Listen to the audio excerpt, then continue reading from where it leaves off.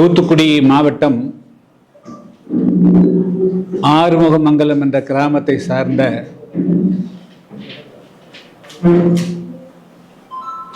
கவின் என்ற பொறியாளர் கடந்த 9 தினங்களுக்கு முன்பு பட்டப்பகலில் மிக கொடூரமாக கொலை செய்யப்பட்டார். அவர் இன்று வரையிலும் பட்டியல் பிரிவில் உள்ள தேவேந்திரகுல வேளாண் சமுதாயத்தை சார்ந்தவர். அவர் சுபாசினி என்ற சித்தா மருத்துவரோடு +1 +2 படிக்கக்கூடிய காலத்திலிருந்து நட்பில் இருந்து வந்துள்ளார். அவர் பிற்பட்டோர் பட்டியலில் இருக்கக்கூடிய மறவர் சமுதாயத்தை சார்ந்தவர்.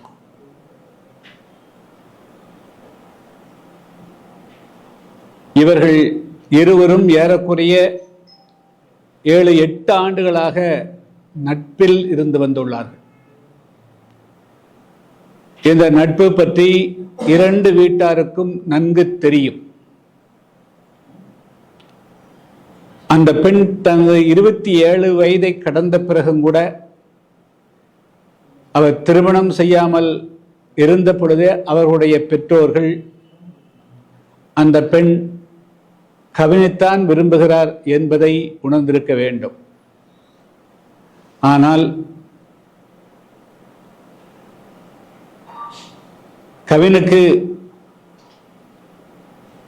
சுபாசினியை திருமணம் செய்து கொடுத்ததற்கு பதிலாக இன்று அவர் படுகொலை செய்யப்பட்டிருக்கிறார். இந்த சம்பவத்தை முதல்ல நாங்கள் தான் கண்டித்தோம். அதைத் தொடர்ந்து தமிழகத்தில் முற்போக்கு எண்ணம் கொண்ட அனைவரும், சமத்துவ எண்ணம் கொண்ட அனைவரும் கண்டித்திருக்கிறார்கள்.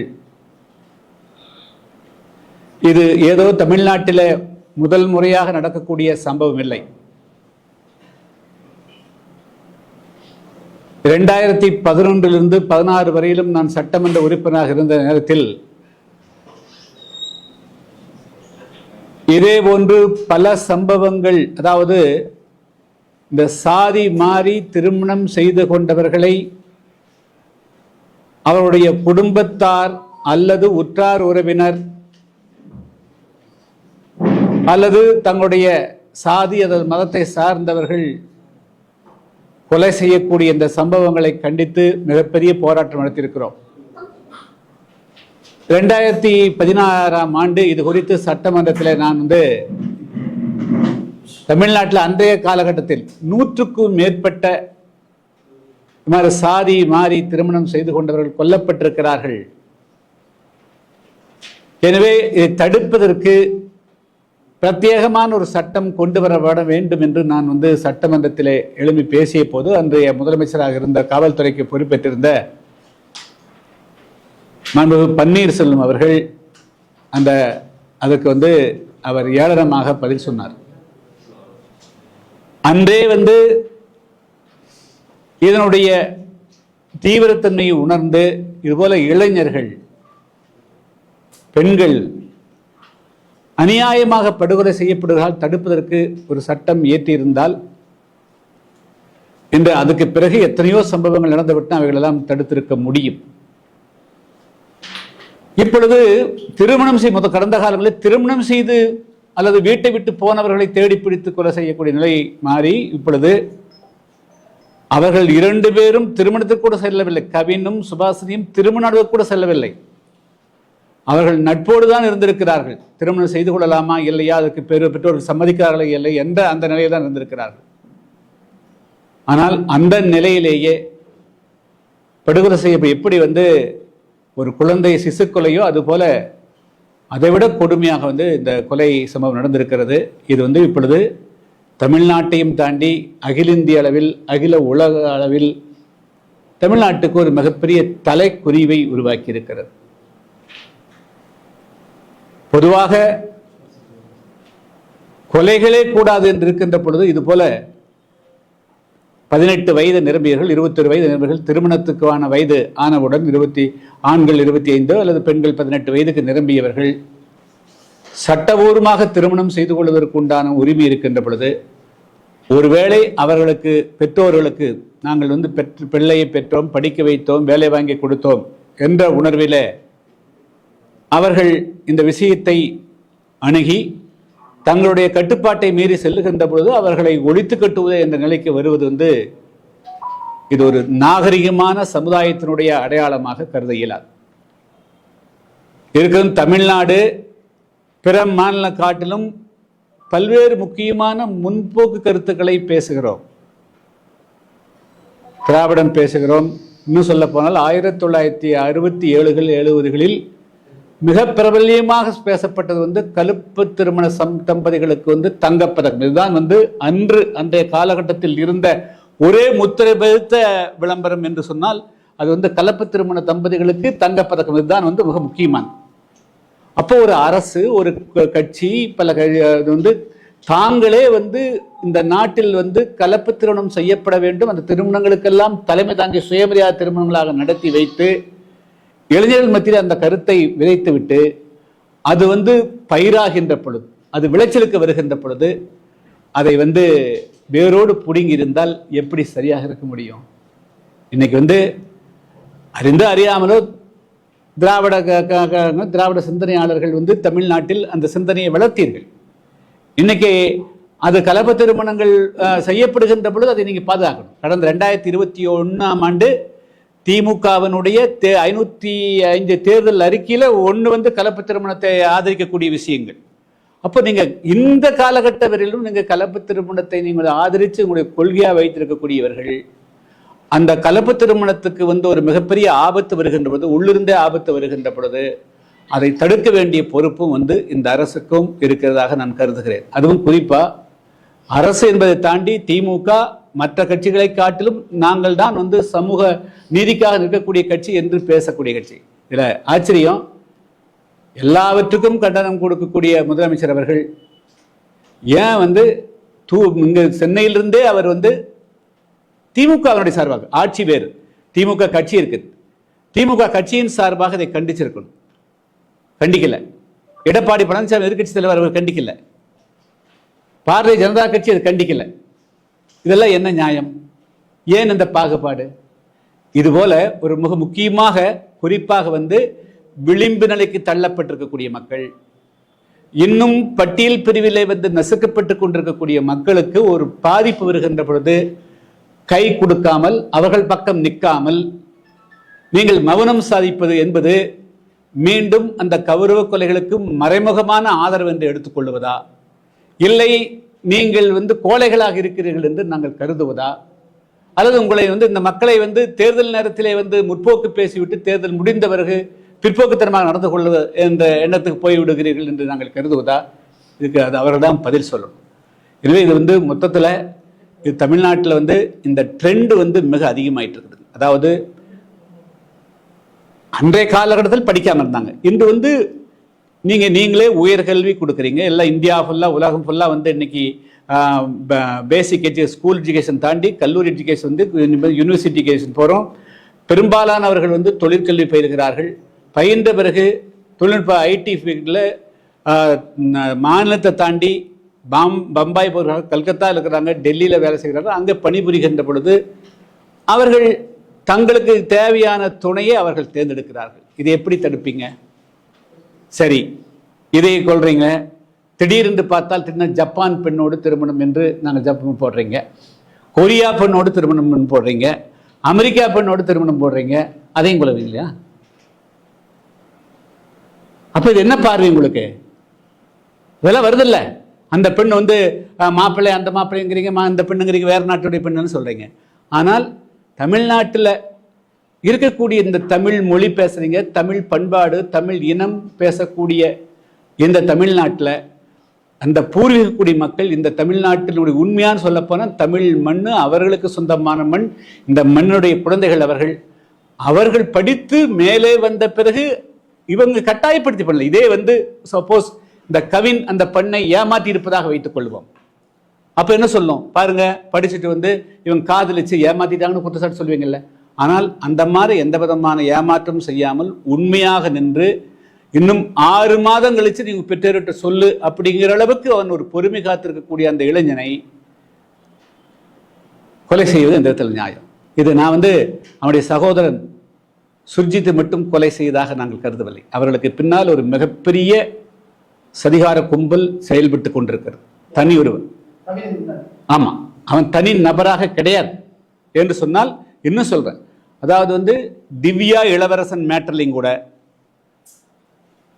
அவங்க பெற்றோர்கள் அந்த திருமணத்தை ஏற்றுக்கொள்ளக்கூடிய அளவுக்கு வந்துட்டாங்க. ஆனால் அங்க இருக்கிற ஊருக்காரன் 4-10 பேர் இது உனக்கு வேணா இல்லாமக்கலாம் என்னுடைய எங்களுக்கு இருக்காருன்னு சொல்லி தூண்டிவிட்டான். அக்யூஸ் பண்றான். அதாவது அவ மட்டும் இல்ல, ஒரு மிகப்பெரிய கும்பல் பின்பலமா இருக்குது. நான் அக்யூஸ் பண்றேன். நான் எனக்கு சந்தேகம் எல்லாம் கிடையாது. ஏன்னா அந்த பையன் ஒருத்தனால வந்து ஒரு ஆளை கொலை பண்ண முடியாது, பண்ண முடியாது, ரொம்ப கஷ்டம்.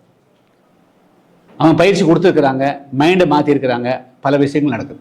அதனால இதனுடைய பல பரிமாணங்களையும் தமிழ்நாடு அரசு வந்து ஆய்வு செய்யணும். தமிழ்நாட்டில் தொடர்ந்து குறிப்பாக தென் தமிழகத்தை மையமாக வைத்து இது வந்து இப்பொழுது அதிகமாக, முதல்ல வடக்கு தமிழகத்தில் தான் இது அதிகமாக இருந்தது. இப்பொழுது வந்து தென் தமிழகத்துக்கும் வந்து ஏற்கனவே தென் தமிழகத்தில் 2021 இப்போ இதுவரையிலும் ஒரு 100க்கும் மேற்பட்ட இளைஞர்கள், தேவேந்திர இளைஞர்கள் கொல்லப்பட்டிருக்கிறார்கள். அது குறித்து நான் இங்கேயே வந்து பல பிரஸ் மீட் நடத்திக்கிறேன். இப்பொழுது வந்து இது கௌரவ கொலைகள், ஆணவ கொலைகள், சாதி மாறு திருமணம் செய்யக்கூடிய அந்த நிலை என்று அதுக்கு பல பேர் கொடுத்துக்கலாம். இதுபோல வந்து தாங்களாக முன் வந்து இளைஞர்கள், இது 27 வயது நிரம்பிய 2 பேரும் 18 வயசு அல்ல, 27 வயது நிரம்பிய ஒரு ஆணும் பெண்ணும் கூட தங்களுடைய வாழ்க்கையை முடிவு செய்வதற்கு உண்டான முடியாமல் அவர் கொலையிடக்கூடிய சூழ்நிலை உருவாயிருக்கிறது. எனவே இது வந்து தமிழ்நாடு அரசு இது பல வழிகளிலும் வந்து இதுக்கு வந்து தடுக்கணும். முதல்ல சாதியின் பெயரால் இருக்கக்கூடிய அனைத்து வீதிகள், சாலைகள், அது வந்து சிலைகள் எல்லாம் கம்ப்ளீட்டா அறவே வந்து அகற்றணும். பள்ளிகளுடைய பெயர், கல்லூரிகளுடைய பெயர், பல்கலைக்கழகங்களுடைய பெயர் எதுவுமே சாதியினுடைய பெயரால் கம்ப்ளீட்டா இருக்கக்கூடாது. முதல்ல அதை வந்து செய்யணும். 2வது, இப்பொழுது வந்து இந்த மாதிரி இளைஞர்கள் படுகொலை செய்யப்படுவதை தடுத்து நிறுத்த, தங்களுடைய வாழ்க்கையை தீர்மானிக்கக்கூடியதை தடுத்து நிறுத்தக்கூடிய, கொலையில் கொண்டு போய் நிறுத்தக்கூடிய அந்த தடுத்து நிறுத்துவதற்காக தமிழ்நாடு அரசு உடனடியாக ஒரு அவசர சட்டத்தை பிறப்பிக்க வேண்டும் என்று நான் வலியுறுத்துகிறேன். அதில் முக்கியமாக இந்த அவசர சட்டத்தில் இந்த மாதிரி வந்து இளைஞர்கள், அந்த பெண்கள் படுகொலை செய்யப்படுகின்ற பொழுது அவர்களுடைய பெற்றோர்களை, உற்றார் உறவினர்களையும் முதல் குற்றவாளிகளாக சேர்க்கக்கூடிய நிலை உருவாகும். இல்ல, முதல்ல வந்து இந்த மாதிரி சாதி மாறி திருமணம் செய்து கொள்ளக்கூடியவர்களுக்கு பாதுகாப்பளிக்கக்கூடிய வகையில் அவசர சட்டம். ஒட்டுமொத்தமா தமிழ்நாட்டில் இந்த சாதி வெறியே ஒழித்து கட்டுவதற்காக நான் வந்து இந்த மாதிரி சாதி ரீதியாக சிலைகளை வந்து வைக்கிறது, நடுரோடு சிலை வைக்கிறது அனுமதிக்கிறது, ஒரு சில தலைவர்களுக்கு மட்டுமே போய் வந்து அவங்க செத்து போனா அவங்க இருந்தா அதுக்கு போய் வந்து புகழாஞ்சலி செலுத்துறது, குரு பூஜை நடத்துறது, இதெல்லாம் தான் சாதி வந்து கொம்பு சீவி விடக்கூடியதாக இருக்கிறது. அதனால தமிழ்நாட்டில் இருக்கிற எந்த சாதியும் உயர்ந்த சாதி இல்லை, எந்த சாதியும் தாழ்ந்த சாதி இல்லை. அவர்கள் கல்வி அறிவின் காரணமாக அவர்கள் வந்து பின்தங்கி இருக்கலாமே தவிர யாரும் தாழ்ந்த சாதி இல்லை, உயர்ந்த சாதி கிடையாது. எனவே முதல்ல இப்பொழுது வந்து இந்த மாதிரி சாதி மாறி திருமணம் செய்து கொள்ளக்கூடியவர்களுக்கு வந்து பாதுகாப்பளிக்கக்கூடிய வகையில் உடனடியாக தமிழ்நாடு அரசு ஒரு அவசர சட்டத்தை கொண்டு வர வேண்டும் என்று வலியுறுத்துகிறேன். அந்த அவசர சட்டத்தில் முக்கியமாக அந்த மாதிரி வரக்கூடியவர்கள், திருமணம் செய்து கொள்ள வரக்கூடியவர்களுக்கு முதல்ல பாதுகாப்பளிக்கணும், அவங்களுக்கு வந்து உத்தரவாதமான வேலை வாய்ப்பை வழங்கணும், அந்த குற்றவாளிகளாக அவங்க பெற்றோர்கள் சேர்க்கப்படுவார்கள் என்ற அச்சத்தை வந்து அந்த பெற்றோர்களும் அந்த குடும்பத்துக்கும் அவர்கள் சார்ந்த சாதிகளுக்கும் உருவாக்கும். அது எந்த சாதியாக இருந்தாலும் சரி, அது எந்த சாதியிலிருந்து நடந்தாலும் சரி, இது வந்து ஒட்டுமொத்தத்தில் அவங்க தங்களுடைய வீட்டு போகிறாங்கன்னா சந்தோஷம், அந்தப்பா நீ எனக்கு விருப்பம் இல்லை, நீ போய்க்குன்னு அனுப்பணும். அதுதான் வந்து என்னுடைய வேண்டுகோள். மேலும் வந்து இந்த சாதி மாறி திருமணம் செய்து கொள்ளக்கூடியவர்கள், பழகக்கூடியவர்கள், பேசக்கூடியது, இதையே வந்து கொலை செய்யக்கூடிய இந்த வன்முறை சம்பவங்களை கண்டிக்கக்கூடிய வகையில் முதற்கட்டமாக புதிய தமிழகம் கட்சியின் சார்பாக ஆகஸ்ட் மாதம் 17ஆம் தேதி திருச்சியில் காலை 11 மணி அளவில் எனது தலைமையில் முதற்கட்டமாக ஆர்ப்பாட்டம் நடைபெறுகிறது. அதைத் தொடர்ந்து டிசம்பர் மாதத்திற்குள்ளாக தமிழ்நாட்டுடைய அனைத்து ஒன்றியங்களிலும், அதுக்கு பிறகு ராமநாதபுரம் மாவட்டம் கடலாடியில் நான் நடத்த போகிறேன், அதுக்கு பிறகு மதுரை மாவட்டம் உசிலம்பட்டி, அதே போல் ஒவ்வொரு பகுதிகளாக கிராம அளவில் ஒன்றிய அளவிலும் நடத்தி மக்கள் மத்தியில் விழிப்புணர்வுகளை உருவாக்க போகிறோம்.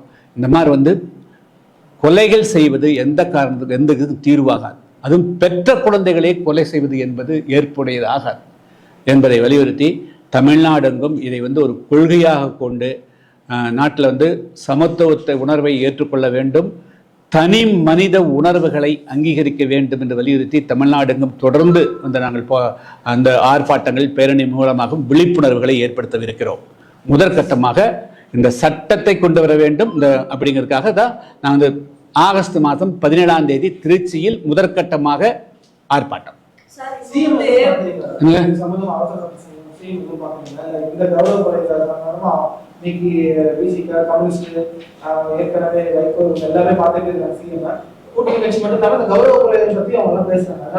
இல்ல அவர் இன்னும் ஒரு அறிக்கை அவரே அவருடைய ட்விட்டர்ல என்ன போட்டிருக்காரு, அவர் என்ன உடல்நலம் விசாரித்தார்கள் போட்டிருக்காரு. அச்சா, அவர் தன்னுடைய பதிவில் அவருடைய உடல்நலம் விசாரித்தார்னு போட்டிருக்காரு. இவர்கள் தான் வெளியே நாங்கள் கௌரவத்தை பார்த்தோன்னு சொல்றாங்க. ஆனால் முரண்பாடு. முதலமைச்சர் அவர்கள் ஒருவேளை ஆபீஸா கண்டிச்சு அவர் இதுக்காக எல்லாம் ஆதரவு, எல்லாருடைய ஆதரவும் தேடக்கூடிய நிலைமையில் இருந்தால் போய் பார்க்குற சந்தேகம் இல்லை. ஆனா எந்த சிபிசி அதுலேயே பல கான்ட்ரவர்சி இருக்குங்க. ஏன்னா சிபிசிடி தலைமை தாங்கக்கூடியவர்களே அந்த சூரத்தினுடைய சமுதாயத்தை சார்ந்தவர்கள் என்ற ஒரு சந்தேகம் இருக்குது. அதனால் அதுலேயே பல இன்னும் கேள்விக்குறியெல்லாம் இருக்குது. அதனால் சிபிசிடினால் இது தீர்வு வராது.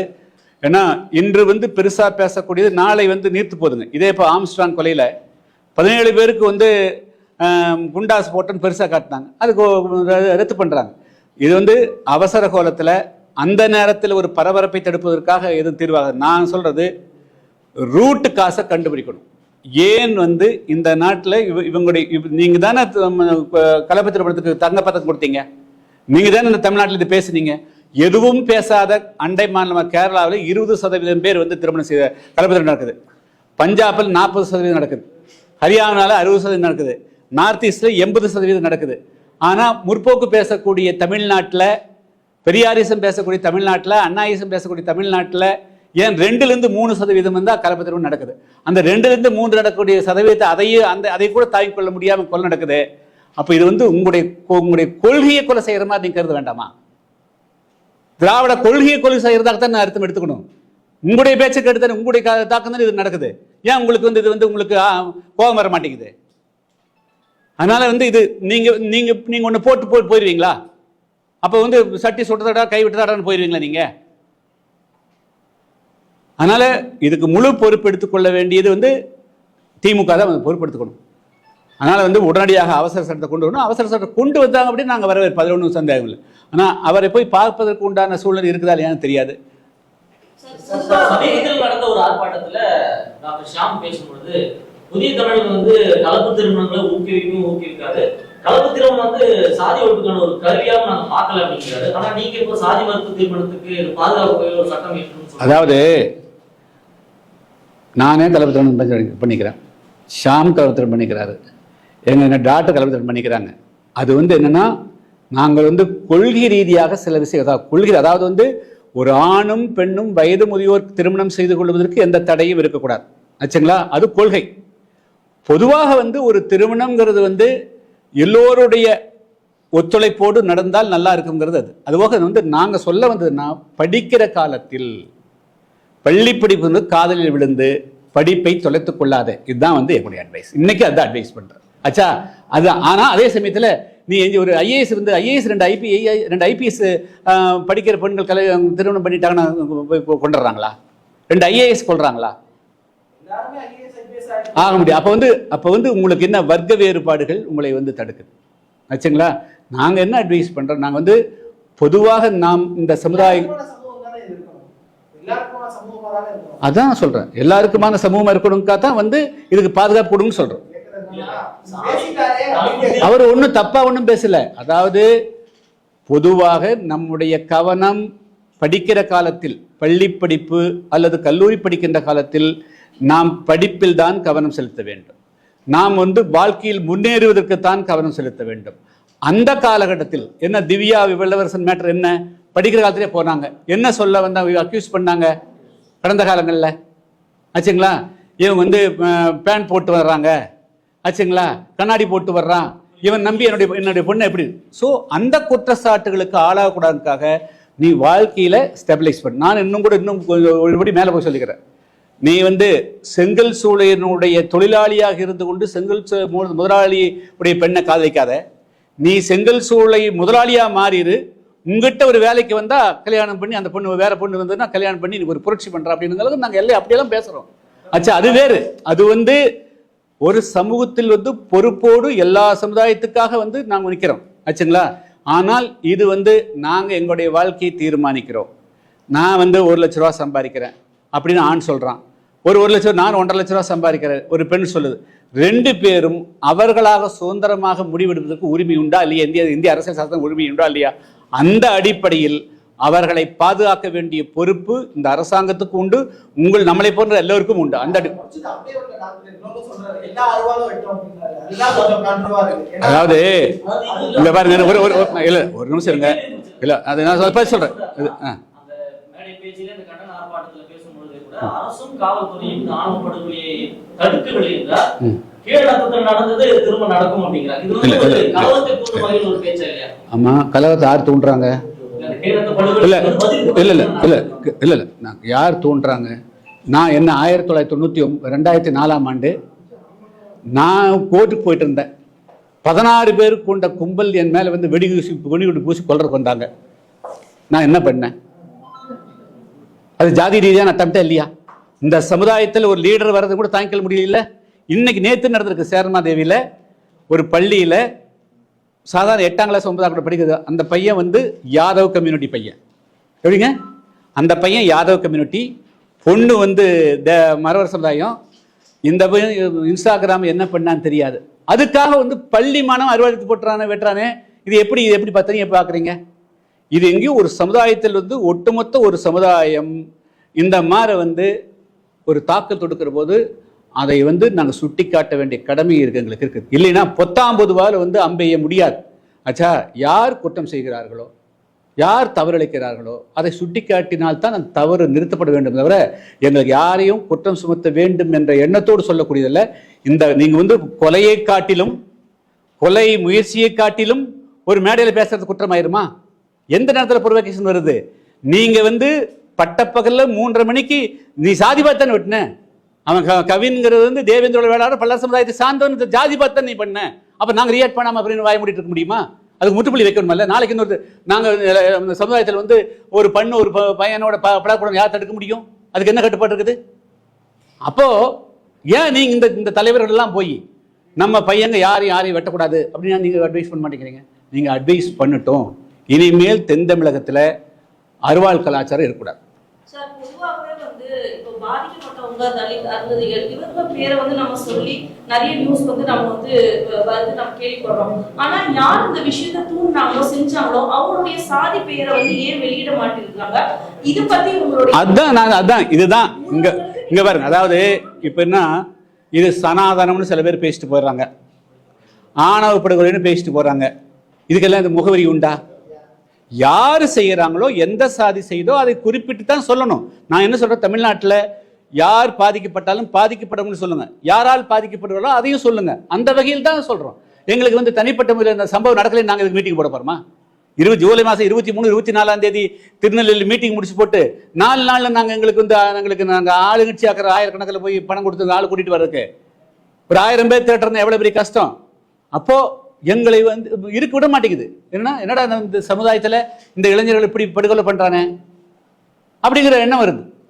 ஸோ அப்போ அதுக்கு வந்து மீட்டிங் போட்டு நாங்கள் பேச வேண்டி இருக்குது. அப்போ யார் தவறு பண்றாங்க, யார் கான்ஸ்டன்டா பண்ணிட்டு இருக்கிறாங்க அப்படின்னு. இன்னும் சொல்ல போனா அங்க திருநெல்வேலி மாவட்டத்தில் நடந்த அத்தனை சம்பவத்தையும் நான் சொல்லட்டுமா?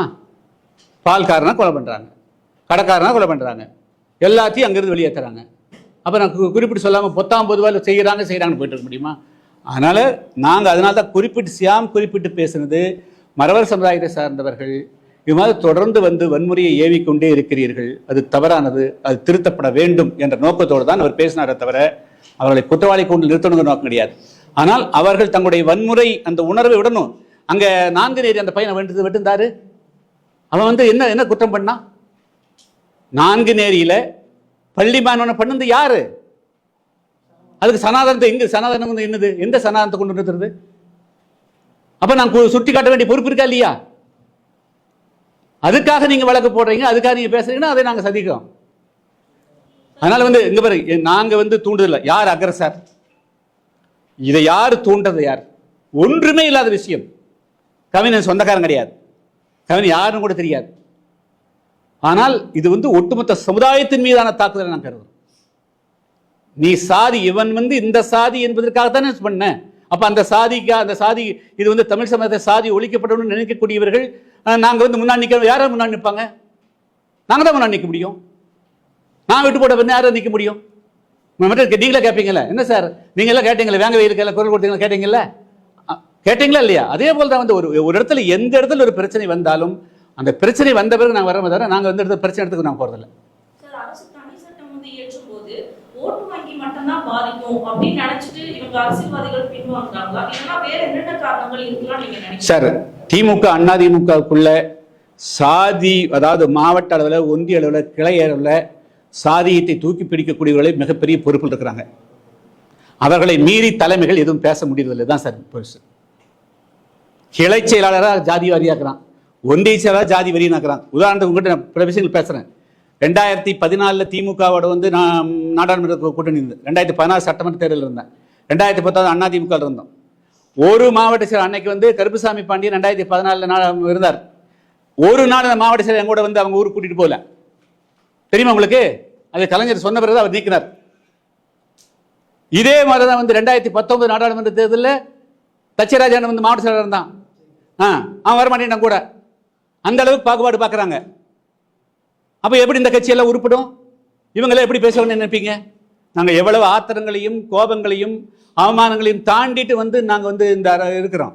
அதனால் வந்து திமுக அதிமுக கட்சிகள் எல்லாம் தங்களை வந்து மறு ஆய்வு செஞ்சுக்கணும். தலைமைகள் வெறும் நீங்கள் ஓட்டில் ஜெயிக்கிற இப்படியே ஜெயிச்சுட்டு போயிடலாம், இப்படியே காலகட்டம் இருக்குன்னு நினைக்காதீங்க. தயவு வந்து உங்களை எல்லாமே நீங்கள் வந்து உங்களை மறு ரீஸ்ட்ரக்சர் பண்ணிங்க, பார்ட்டி ரீஸ்ட்ரக்சர் பண்ணுங்க. ஏன் வந்து எடப்பாடி பழனிசாமி ஒரு அறிக்கை கொடுத்துருங்க, அங்கே போயிருந்தீங்கல்ல, இவர் போனார்ல. அப்போ உங்களுக்கு வந்து இந்த சமுதாயம் கோவிச்சுக்கோணும். அப்போ என்ன ஆகுது? பள்ளரே பறையரே சக்கரையரை வெட்டினா இவங்க வந்து கோவப்பட மாட்டாங்க, இவங்களை எப்படியாவது தனிச்சுக்கலாம். ஆனால் தேவரை வந்து பண்ணால் அவங்க கோவிச்சுக்குவாங்க. இன்னும் அவங்க தான் தமிழ்நாட்டு 100க்கு 100 ஓட்டு வச்சுக்கிறாங்களா? பாக்கி எல்லாம் ஆல்ரெடி ஓட்டே இல்லையா? பாக்கி யாரும் ஓட்டு போடுறதே இல்லையா? இதெல்லாம் என்ன பார்வை? இதுக்கு நீங்க திராவிடம் பேசுறீங்க, இதுக்கு முற்போக்கு பேசுறீங்க. ஆனால் தயவு வந்து எல்லா திமுக அதிமுக பிஜேபியும் சொல்றேன். நயினா நகர் அந்த ஊர் தானே, நீ ஓட்டு வாங்குறீல்ல, நீ ஏன் கட்டிக்க மாட்டேங்கிற ஒரு அறிக்கை கொடுக்கல? அப்போ அந்த தேவர்கள் வந்து யார் இருக்கக்கூடிய யாரும் நீ கட்டிக்க மாட்டீங்க, கட்சி தலைமை கண்டிக்காது ஆச்சுங்களா? எல்லாரும் சம்பந்தம் எல்லாம் பேசிட்டு போவீங்க. அப்போ நாங்களும் மௌனம் காக்கணுமா? நாங்களும் மௌனம் காக்கணும் இந்த நாட்டில்? அதை எதிர்பார்க்காதீங்க. நாங்கள் வந்து எங்களுக்கு எதிராக வன்முறை கட்டவிழ்த்து விடப்பட்டால் நாங்கள் அதை கண்டிப்போம். அதுதான் வந்து அதை எதிர்த்து நிற்போம்.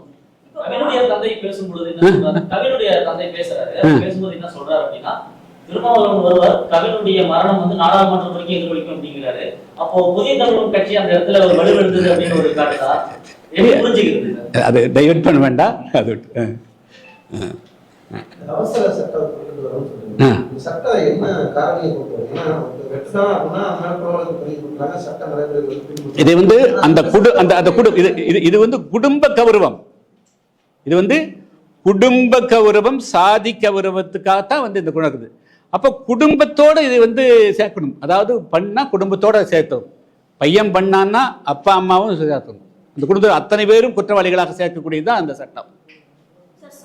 ஏன்னா ஏற்கனவே வந்து 1989 வன்கொடுமை தடுப்பு சட்டத்தில் பியூனிட்டிவ் பனிஷ்மெண்ட்னு உண்டுங்க.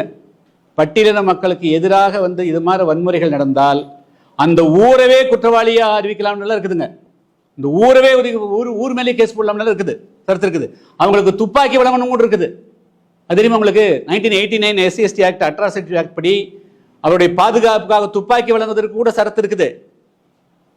அதனால் சட்டத்தை இடம் இல்லைன்னு சொல்ல முடியாது. இது வந்து ஏன் வந்து அவசர சட்டம் தேவைப்படுதுன்னு சொன்னால், இது குடும்ப கௌரவம் என்ற அடிப்படையில் அந்த பெண்ணு மீறினாலோ ஆண் மீறினாலோ அப்பா அம்மா அண்ணன் தம்பி மாமன் மச்சான் உற்றார் உறவினர் அனைவரும் சேர்ந்து கூலிப்படையும் சேர்த்தி கொண்டு இந்த கொலை நடைபெறுகிறது. எனவே இது அனைவருக்கும் உள்ளடங்கி இந்த சட்டம் செல்லும் பாயும் என்ற ஒரு அச்சம் வருகின்ற பொழுது கொலைகள் மிக விரிவாக குறையும். அது கூட அவங்களோட சொத்துக்களை பறிமுதல் செய்யணும், அவங்கள படிப்புகளை பறிமுதல் செய்யணும். இது மாதிரிலாம் ஒரு எக்ஸ்ட்ரீமா போகணுங்க. சாதியவாதிகள் வந்து ஓட்டுக்காக வேண்டி எங்களை யூஸ் பண்ணிக்கிறாங்க அப்படின்னு சொல்லிட்டு தாழ்த்தப்பட்ட சமூகத்துக்கு நம்ம எந்த அளவுக்கு விழிப்புணர்வு ஏற்படுத்த, தாழ்த்தப்பட்ட வார்த்தை பயன்படுத்தாதீங்க, ஒடுக்கப்பட்டவர்கள் தாழ்த்தப்பட்டவர்கள்னா வந்து அவங்களை இது பண்ணி சொல்றது அம்பேத்கரே அந்த மாதிரி தான் குறிப்பிடுவாரு பல இடத்துல. நான் அதை மீன் பண்ணி தான் சொல்றேன். சோ இவங்க வந்து நாம இன்னும் எவ்வளவு ஒற்றுமையா இருக்கணும் அப்படிங்கறத வந்து மேலோங்கி எடுத்து செல்லணும்னு நீங்க நினைக்கிறீங்க? ஏன்னா அவங்கதான் அதுக்கான விழிப்புணர்வு அதிகமா தேவை. அதாவது சிறு சிறு சலுகைகள் அல்லது அவருடைய ஏமாற்று வார்த்தைகளை நம்பி ஏமாறக்கூடாது. அது தேசிய கட்சியோ மாநில கட்சியோ இவர்களெல்லாம் இவங்களுடைய உண்மையான சொரூபத்தை தெரிந்து கொண்டே, அவர்கள் யார் என்பதை தெரிந்து கொண்டே அவர்களான உறவு வைக்கணும் தான். அதான் அதில் அந்த கட்சிகளுக்குள்ள போய் கரைஞ்சு போயிடாம, அவர்கள் சொல்லக்கூடிய வார்த்தைகளால் ஈர்க்கப்பட்டு அழிஞ்சு போயிடாம, அவர்கள் யார், நாம் எப்படி இருக்கணும் அப்படின்னு வந்து நெருப்புக்குள்ள வந்து ஒரு பொருளை சூடு பண்ற போது நெருப்புக்குள்ள காய்ந்து போகாம தள்ளி நின்று குளிர்காயிற மாதிரி பண்ணிட்டு போகணும். அவ்வளவுதான்.